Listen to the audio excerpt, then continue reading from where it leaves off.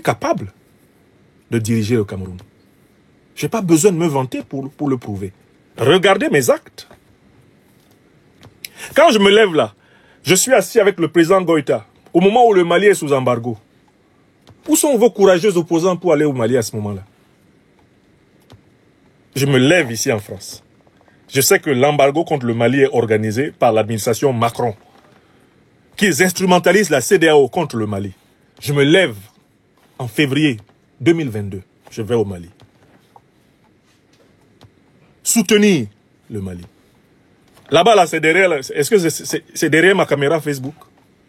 Vos leaders que vous présentez là, ils étaient où quand le Mali était au rouge pour y aller? Quand moi je me lève ici, je vais au Niger rencontrer le président Abdourahmane Tchani. C'est derrière ma caméra Facebook.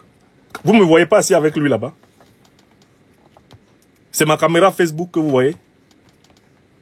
Vous pensez qu'on se lève pour aller soutenir un grand pays comme le Niger qui est en train de récupérer sa souveraineté sur son uranium? On se lève pour tenir un discours à Niamey sans prendre de risque? Ça ne va pas là. Vous avez pris quel risque? Prenons vos leaders là. Je prends les leaders de l'opposition camerounaise. Combien prennent de risques plus que moi? Quel risque? Ils ont pris quel risque que je n'ai pas pris? Aujourd'hui là, voilà l'Iran qu'on est en train de torturer. Où sont vos leaders pour parler? Où sont les grandes bouches là qui prétendent on est des panafricanistes? Il faut se lever. Ceux qui disent que Paul Biya est panafricaniste, allez demander à Paul Biya de soutenir l'Iran contre Israël. Alors que les soldats israéliens assurent sa garde. Ce sont eux qui ont formé le BIR. Ce sont eux qui organisent sa sécurité rapprochée. Si Paul Biya est garçon, qu'il aille soutenir l'Iran. Panafricanisme de quoi? Bon, on dit on est leader de l'opposition. Vous voyez comment on attaque un pays alors que ce pays est en train d'exercer sa souveraineté nucléaire. Vous voulez diriger le Cameroun, mais vous ne pouvez pas défendre la souveraineté nucléaire du Cameroun. Pourquoi? Pourquoi vous voulez diriger le Cameroun? Vous voulez vous asseoir dans le fauteuil de Ruben Oumniobé, de Moumié Félix, de Sende Afana, de Wandi Ernest, en n'étant pas capable de dire, si moi je suis à la tête du Cameroun, la recherche nucléaire sera libre. Elle sera approfondie. On va développer le nucléaire pacifique et civil comme tout le monde. Et si quelqu'un vient nous déranger, on peut utiliser le nucléaire là comme eux-mêmes ils l'utilisent pour fatiguer le monde. Mais c'est ça quelqu'un qui aspire à rendre à un peuple toute sa souveraineté, toute sa dignité. Donc, vous me parlez de quel risque vous prenez que je ne prends pas? Je prends d'abord les militants qui se promènent sur mes pages là. C'est à eux que je réponds ce soir. Nous montrons un véritable chemin de courage à la jeunesse africaine. Un jeune Africain qui suit mon évolution dans l'espace et le temps, c'est que je suis un homme courageux. Il n'y a que les menteurs et les ignorants qui ne le savent pas. Donc les lions et les lions indomptables de la libération panafricaine du Cameroun sont dans le véritable combat d'opposition. Nous sommes opposés à Paul Biya. Au sens où nous savons qu'on ne peut pas passer par le système mis en place par Paul Biya pour avoir une alternance au Cameroun. Ce système est fait pour bloquer toute alternance. Nous avons fait notre expérience de cela. Ce n'est pas faute d'avoir essayé. L'homme qui vous parle a soutenu le président Maurice Kamto du MRC de 2018 à 2025. C'est terminé. Comme lui croit que Biya va organiser les élections pour que lui il gagne, nous avons pris acte du fait que la solution qui a été tentée depuis plus de 35 ans par tous les opposants camerounais, elle n'a pas marché. Le Cameroun est dans une situation qui nécessite une action de révolution populaire, de révolution citoyenne. On a pris acte de ça. C'est un différend politique. C'est un différend de tactique, de stratégie politique. C'est aussi un différend qui porte sur une question de fond au Cameroun. Nous, on est des panafricanistes révolutionnaires. Et l'opposition réformiste n'est pas panafricaniste révolutionnaire. C'est une opposition qui veut exercer le pouvoir au Cameroun dans le sillage des impérialistes occidentaux et des néocolonialistes français. Nous ne sommes pas de cette opposition. Nous sommes des souverainistes panafricanistes révolutionnaires. Nous ne voulons pas d'un chef d'État camerounais qui viendra demander à Paris la permission de faire de la politique. Qui aura besoin de Paris pour faire de la politique. Nous, on n'en veut pas à l'ILIPAC. C'est ce qu'on a dit.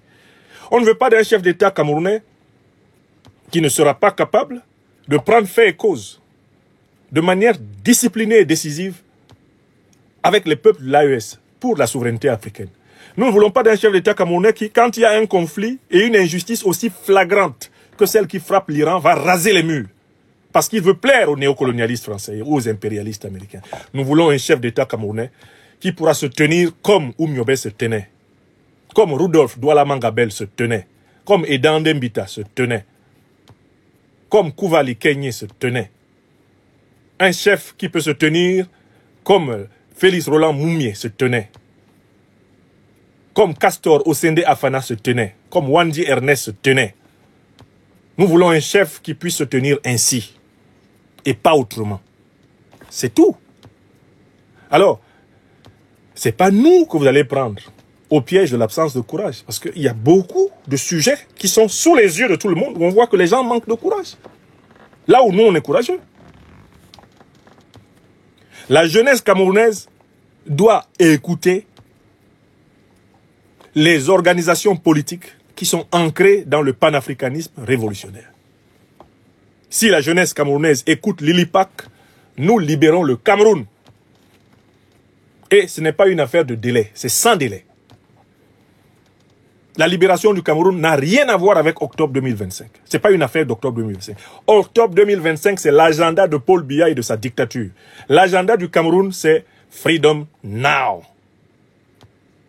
Cameroon want to be free now. Sovereign now. Everywhere.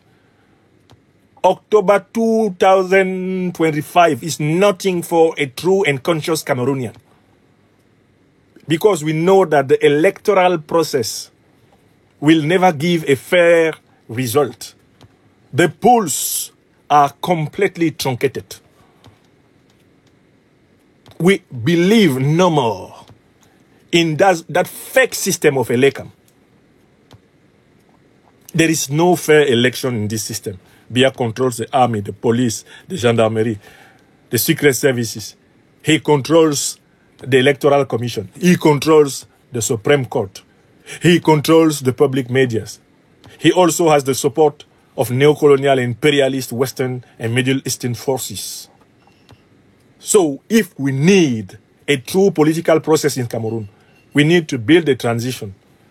We can't have a transition while Biya is still on the oath. We have to remove him first by civil and all forces mobilization for a new Cameroon where there will be no more Anglophone genocide, no more killings of the innocent people while fighting against terrorists in the northern part of the country, no more complicity with neocolonialism and imperialism. And in our movement, LILIPAC, we are involved in true opposition. We need no support of any neocolonialist or imperialist power. We need the support of the Cameroonian people. We believe in the Cameroonian youth. We believe if that youth understands that the true problem is to get out of the domination of this CPDM regime at first, and then to build a transition where we will reorganize the country so that everybody will breathe.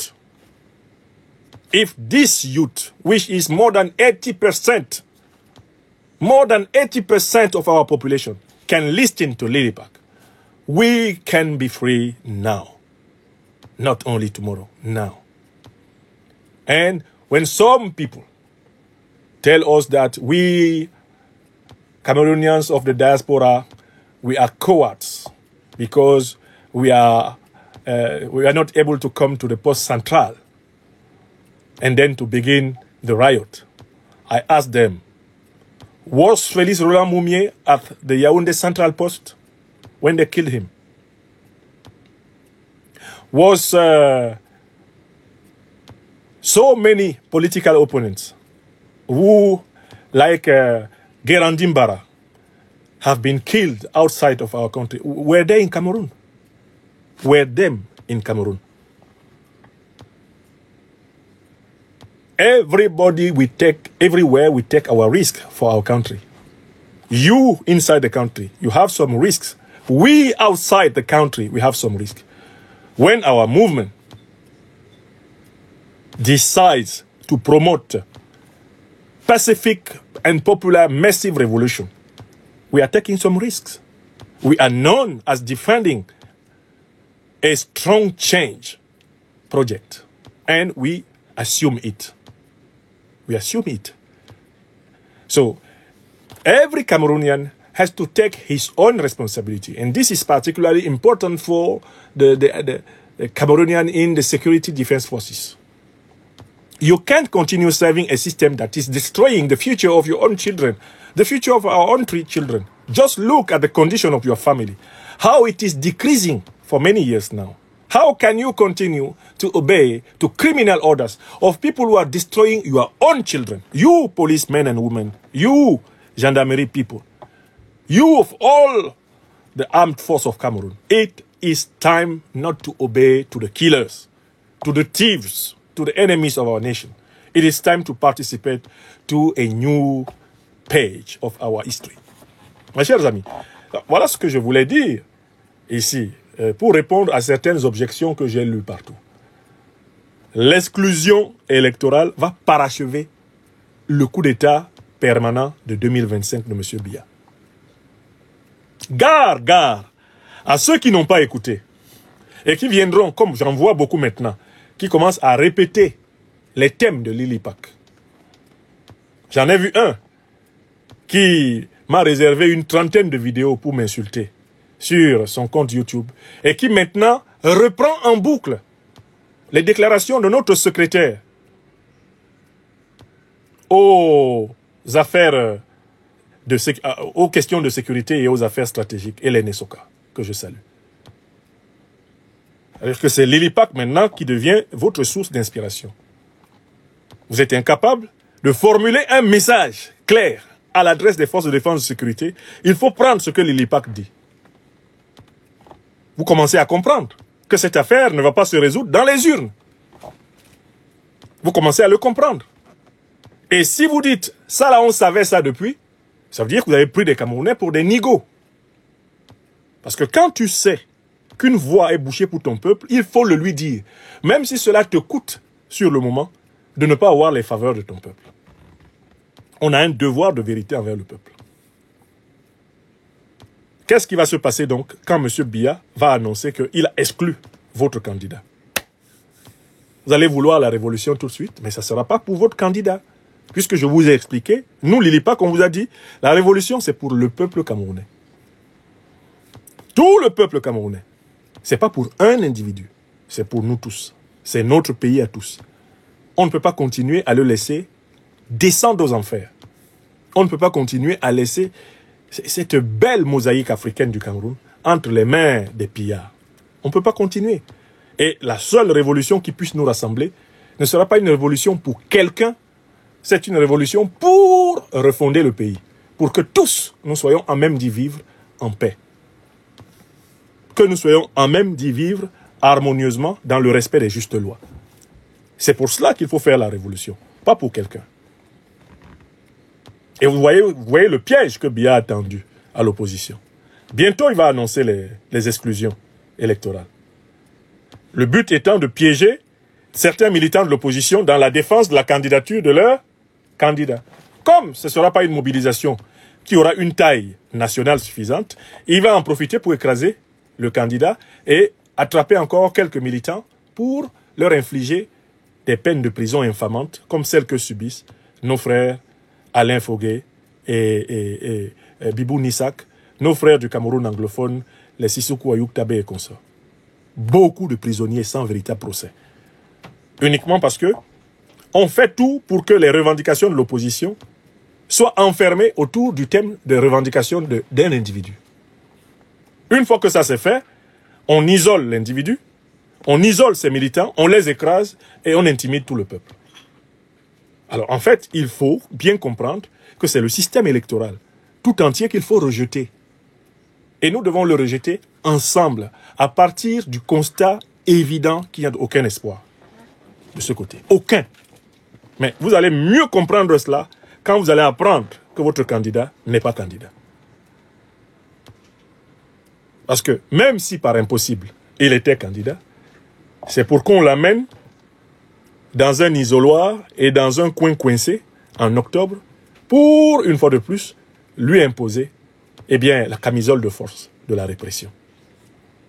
Là, il va falloir se battre pour libérer le pays. Pas pour quelqu'un, pour nous tous. Et il n'y a pas que tel ou tel ou tel qui souffre de l'état dans lequel se trouve ce pays, c'est nous tous. Il va falloir qu'on se batte. Et que personne ne croit que de sa position, il est nécessairement celui qui prend le meilleur risque. Car en fait, on verra, au bout du compte, quelle était la meilleure compréhension. On verra quelle était la meilleure préparation. On verra quelle était la meilleure action. Un leadership nouveau se prépare au Cameroun.